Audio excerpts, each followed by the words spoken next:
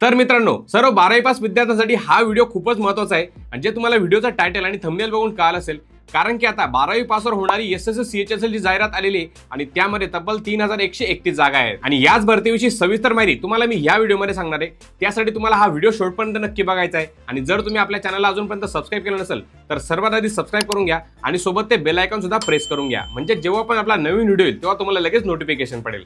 चला तर कुठलाही टाइमपास न करता सरळ तुम्हाला भरतीच्या जाहिरातमध्ये काय काय कोणकोणत्या जागा आहेत, त्यानंतर शिक्षण किती आहे, त्यानंतर पगार किती असणार आहे, शेवटची तारीख काय असणार आहे, सिलेक्शन प्रोसेस काय असणार आहे, हे सर्व माहिती तुम्हाला एक्सप्लेन करून सांगतो। तर मित्रांनो, तुम्ही इथे जे बघताय ती एसएससी सीएचएसएल ची पीडीएफ आहे, जाहिरातीची पीडीएफ आहे, ती तुम्हाला एक्सप्लेन करून सांगतो। वरतीच तुम्हाला एसएससी चा लोगो दिसत असेल, त्यानंतर खाली डिपार्टमेंटचं नाम दिलेलं आहे, Government of India, Ministry of Personnel Public Grievances and Pensions, Department of Personnel and Training, Staff Selection Commission आणि त्याच्या खाली ऍड्रेस दिलेला आहे। त्यानंतर खाली नोटीस पूर्णपणे दिलेली आहे, त्याच्यामध्ये combined higher secondary 10+2 level examination 2025। 10+2 म्हणजेच ही सीएचएसएल जी 12वी पास विद्यार्थ्यांसाठी खास असते आणि त्याच्यामध्ये खाली त्यांनी टेबल दिलेला आहे, तारखांचा टेबल दिलेला आहे। तर त्याच्यामध्ये जे ऑनलाईन अर्ज आहे 23/6/2025 पासून सुरू झालेत आणि याची शेवटची तारीख असणार आहे 18 जुलै 2025 दिलेलं आहे, 18/7/2025। त्यानंतर date of windows for application form correction, म्हणजे तुम्हाला जर करेक्शन करायचं असेल तर त्याची जी तारीख असणार आहे ते 23/7/2025 ते 24/7/2025 या दरम्यान असणार आहे, यामध्ये तुम्ही करेक्शन करू शकता। ओके, त्यानंतर जी परीक्षा होणार आहे सीबीटी टियर 1 म्हणजे पूर्व परीक्षा आपण तिला म्हणू शकतो। तर यामध्ये जी परीक्षा होणार आहे पहिली परीक्षा, तर त्याची जी तारीख दिलेली त्यांनी 8/9/2025 ते 18/9/2025 या दरम्यान। त्यानंतर दुसरी जी होईल सीबीटी तर ती असेल फेब्रुवारी ते मार्च 2025 या दरम्यान असू शकते। ओके, त्यानंतर त्यांनी पगार दिलेला आहे, तर पगाराच्या आधी तुम्हाला मी या भरतीमध्ये पदे कोणकोणती आहेत ते तुम्हाला सांगून देतो। तर मित्रांनो, या भरतीमध्ये पदे आहेत डेटा एंट्री ऑपरेटर डीईओ, त्यानंतर data entry operator grade A, त्यानंतर कनिष्ठ विभाग लिपिक एलडीसी ज्याला म्हणतात, आणि त्यानंतर आहे कनिष्ठ सचिवालय सहाय्यक ज्याला जेएसए म्हणतात। तर ही पदे या भरतीमध्ये आहेत। आता या पदांसाठी शिक्षण पात्रता काय लागेल, तर साहजिकच आहे 12वी पास पाहिजे, पण याच्यामध्ये पण त्यात चेंजेस आहेत थोडेसे। तर यामध्ये जी शिक्षण पात्रता आहे ती डेटा एंट्री ऑपरेटर डीईओ यासाठी 12वी पास पाहिजे आणि तुमचा त्यामध्ये गणित विषय पाहिजे। ओके, आणि बाकी जी पद आहेत त्यासाठी 12वी पास पाहिजे, मग तुमचा आर्ट्स कॉमर्स सायन्स कोणत्या याच्यामधून 12वी झाली असेल तरी सुद्धा तुम्हाला यासाठी अर्ज करता येईल। इतर पदांसाठी फक्त तुम्हाला डेटा एंट्री ऑपरेटर या पदासाठी अर्ज करता येणार नाही जर तुमचं 12वी मध्ये मॅथ नसेल तर। त्यानंतर या भरतीसाठी वयोमर्यादा काय असणार आहे, तर इथे पीडीएफ मध्ये बघू शकता तुम्ही एज लिमिट दिलेलं आहे। ॲज ऑन 1 जानेवारी 2026 रोजी तुमचं वय हे 18 ते 27 दरम्यान असलं पाहिजे आणि पुढे त्यांनी जन्मतारीख पण सांगितली की कॅन्डिडेट बॉर्न नॉट बिफोर, म्हणजे 2 जानेवारी 1999च्या आधी तुमचा जन्म झालेला नसावा, म्हणजे जर तुमचा जन्म आधी झाला असेल तर तुम्ही अर्ज करू शकत नाही, आणि 1 जानेवारी 2008च्या नंतर तुमचा जन्म झाला असेल तर तरी सुद्धा तुम्ही या भरतीला अर्ज करू शकत नाही। खाली त्यांनी टेबल दिलेला आहे, जो वयाची सूट आहे SC ST साठी 5 वर्ष, ओबीसी साठी 3 वर्ष, त्यानंतर PWBD हे जे कॅन्डिडेट असतात त्यांच्यासाठी 10 वर्ष सूट आहे, ओबीसी असेल तर 13, त्यानंतर SC ST साठी 15, त्यानंतर एक सर्व्हिसमॅनसाठी परत 3 वर्ष सूट, अशी प्रत्येक कॅटेगरीनुसार त्यांनी सूट दिलेली खाली, तो टेबलमध्ये तुम्ही बघू शकता। त्यानंतर या भरतीसाठी पगार काय असणार आहे ते तुम्हाला सांगून देतो। तर इथे पीडीएफ मध्ये बघू शकता तुम्ही, पीडीएफच्या वरतीच पे स्केल म्हणून दिलेलं आहे, लोअर डिव्हिजन क्लर्क पद दिलेलं आहे LDC oblique junior secretariat assistant JSA, यासाठी लेवल 2 चा पगार आहे, जो म्हणजे 19,900 ते 63,200 या रेंजमध्ये।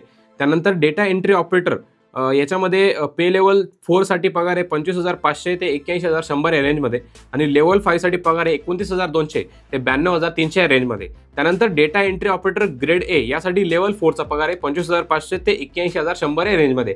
अशा प्रकारे पगार या भरतीमध्ये या पदांसाठी असणार आहे। त्यानंतर जर तुम्ही खाली बघितलं वॅकन्सीज दिलेल्या आहेत की टेंटेटिव्ह वॅकन्सीज किती आहेत, तर या भरतीमध्ये 3131 या टेंटेटिव्ह वॅकन्सीज आहेत, म्हणजे त्या गरज पद बघून रिक्वायरमेंट बघून वाढू शकतात किंवा कमी होऊ शकतात असं याचा अर्थ होतो टेंटेटिव्हचा। ओके, तर यामध्ये टोटल वॅकन्सी 3131। आता तुमचा प्रश्न असेल की या भरतीमध्ये सिलेक्शन प्रोसेस काय असेल, तर या भरतीमध्ये टियर 1 आणि टियर 2 म्हणजे पूर्व परीक्षा असं म्हणू शकता तुम्ही, पूर्व परीक्षा आणि मुख्य परीक्षा अशा प्रकारे असेल।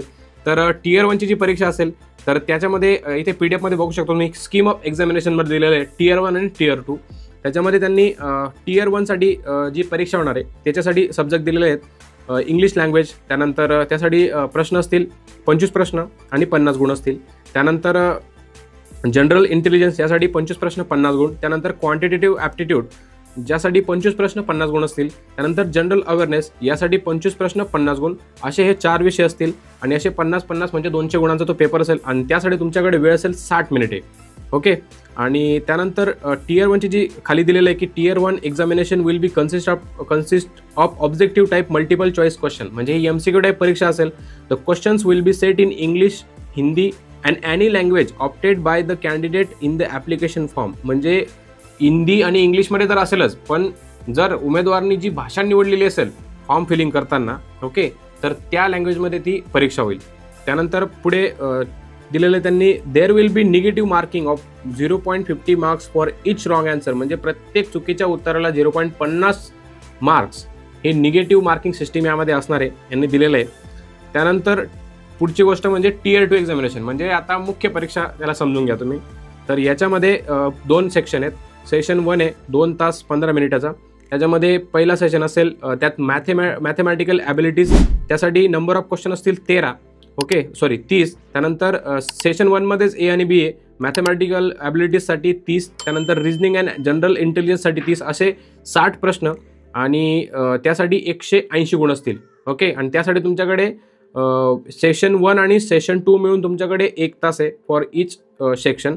खाली दिलेलं त्यांनी सेक्शन 2 साठी इंग्लिश लँग्वेज अँड कम्प्रेन्शन. त्यानंतर सेक्शन 2 मध्येच बीचा पार्ट आहे जनरल अवेअरनेस, त्यासाठी 20 प्रश्न आहेत. सेशन 2 मध्ये Aचे 40 आणि Bचे 20, असे 60 प्रश्न असतील आणि त्यासाठी पण 180 गुण असतील. असे सेशन 1 आणि सेशन 2 यासाठी तुमच्याकडे एकूण वेळ असेल 1 तास त्यांनी दिलेला आहे फॉर इच सेक्शन. त्यानंतर सेक्शन 2 साठी दिलेलं आहे की सेक्शन 2 मध्ये तुमची कम्प्युटर नॉलेज टेस्ट होईल. त्यासाठी 15 प्रश्न असतील आणि पुढे दिलेले त्यांनी 45 गुण असतील त्यासाठी, आणि तुमच्याकडे त्यासाठी वेळ असेल 15 मिनिटे.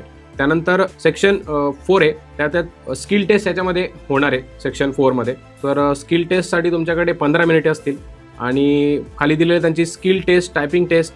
याच्यामध्ये जी सेक्शन 4 आहे त्याच्यामध्ये पार्ट A, B आणि C त्यांनी ठेवलेला आहे.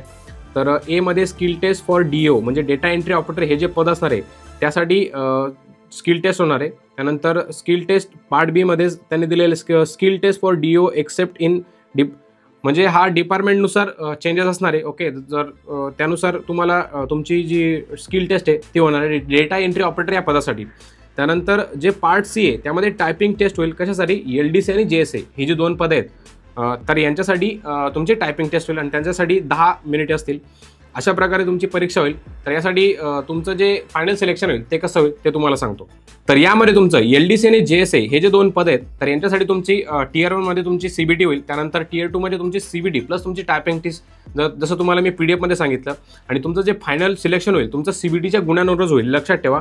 आणि टायपिंग टेस्ट जी असणार आहे तुमची क्वालिफाईंग स्वरूपाची असणार आहे. तर टायपिंगमध्ये तुम्हाला इंग्रजी शब्द इंग्रजी हे जे 35 शब्द प्रति मिनिट असतील आणि हिंदी जे असतील ते 30 शब्द प्रति मिनिट असतील, अशी तुम्हाला टायपिंग टेस्ट असेल.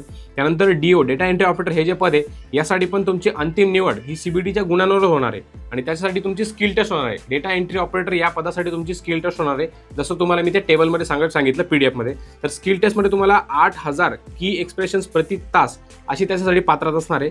आणि DO मध्येच विशिष्ट विभागांसाठी म्हणजे सायन्स प्लस मॅथ्स, ज्यामध्ये हे मॅथ सब्जेक्ट इम्पॉर्टंट म्हणजे रिक्वायर्ड आहे. तुम्हाला मी शिक्षण पात्रता सांगितली होती तेव्हा तुम्हाला मॅथ मी सांगितलं होतं की DO या पदासाठी 12वी पास प्लस मॅथ पाहिजे. तर ह्या पदासाठी तुमचं फायनल सिलेक्शन हे CBTच्या गुणांवरच होईल, पण त्यामध्ये पण तुमची स्किल टेस्ट होईल आणि स्किल टेस्ट ही 15,000 की एक्सप्रेशन असतील प्रति तास ही याच्यासाठी पात्रता असेल. तर अशा प्रकारे यामध्ये तुमचं सिलेक्शन प्रोसेस असेल. तर या भरतीमध्ये ज्या परीक्षा होणार आहे त्यांचा संपूर्ण अभ्यासक्रम या PDF मध्ये दिलेला आहे. इथे तुम्ही खाली बघू शकता इंडिकेटिव्ह सिलेबस फॉर टियर 1 म्हणजे जी पहिली परीक्षा होणार आहे त्यासाठी इंग्लिश लँग्वेजसाठी जनरल इंटेलिजन्स, क्वांटिटेटिव्ह ॲप्टिट्यूड, त्यानंतर फंडामेंटल ऑफ अर्थमेटिक ऑपरेशन्स, त्यानंतर अल्जेब्रा, जॉमेट्री, मेन्शुरेशन, त्यानंतर trigonometry, statistical charts, general awareness, पूर्णपणे टियर 1चा सिलेबस दिलेला आहे. त्यानंतर टियर 2चा पण सिलेबस दिलेला आहे. मॅथमॅटिकल ॲबिलिटीज त्याचा पूर्ण सिलेबस दिलेला आहे. त्यानंतर रिजनिंग अँड जनरल इंटेलिजन्स, त्यानंतर इंग्लिश लँग्वेज अँड कम्प्रेन्शन्स, त्यानंतर जनरल अवेअरनेस, त्यानंतर कम्प्युटर नॉलेज अँड प्रोफिशियन्सी, पूर्णपणे जो अभ्यासक्रम आहे तो दिलेला आहे. तर अशा प्रकारे याचं सिलेक्शन होणार आहे. तर या भरतीविषयी सविस्तर माहिती माहितीची पोस्ट मी आपल्या वेबसाईटला बनवलेली आहे. आपली वेबसाईट आहे naukriwala.com. तुम्हाला सगळ्यांनाच माहिती आहे. नसेल माहिती तर परत एकदा सांगतो. naukriwala.com ही वेबसाईटला तुम्ही जा. तिथे आपण या भरतीची पोस्ट बनवली आहे. त्याची लिंक मी खाली डिस्क्रिप्शनमध्ये मी टाकून दिलेली आहे. आणि जर तुम्हाला तिथे जायचं नसेल तर डायरेक्ट गुगल करा naukriwala.com आणि ह्या वेबसाईटवर जा आणि SSC CHSLची पोस्ट बघा. त्यामध्ये सविस्तर माहिती तुम्हाला मिळून जाईल मराठीमध्ये. ही जी PDF आहे ही इंग्लिशमध्ये.